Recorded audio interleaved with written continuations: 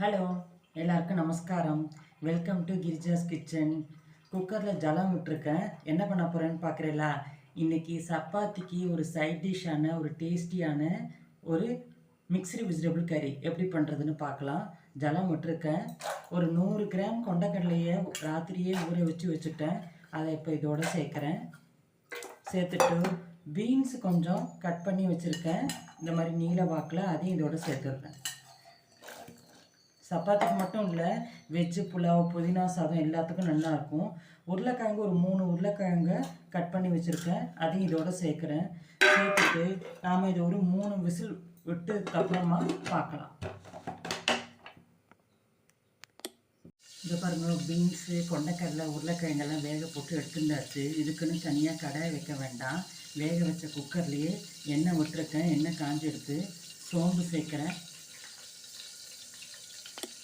சோம்பு இப்போ பொரிஞ்சு வந்துடுது இல்லையா?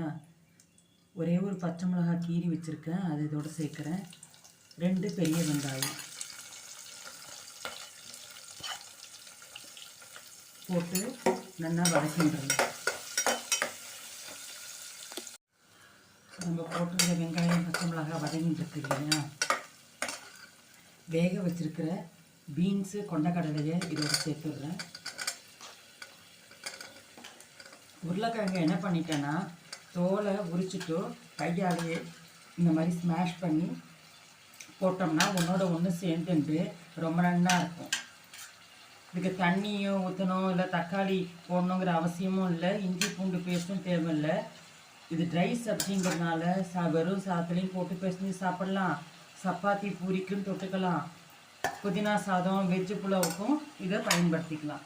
இப்போ இதுக்கு உப்பு மஞ்சப்பொடி காரப்பொடி எல்லாமே சேர்த்துடலாம். இல்லை பாருங்கள், இன்னும் கொஞ்சம் போட்டுக்கலாம். உப்பு மஞ்சப்பொடி சேர்க்குறேன்.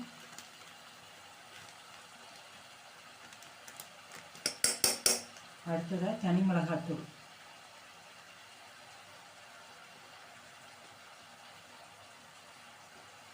அவ்வளோதான் போட்டு ஒரு 5 நிமிஷம் பரட்டி விட்டோம்னா நம்மளுடைய டேஸ்டியான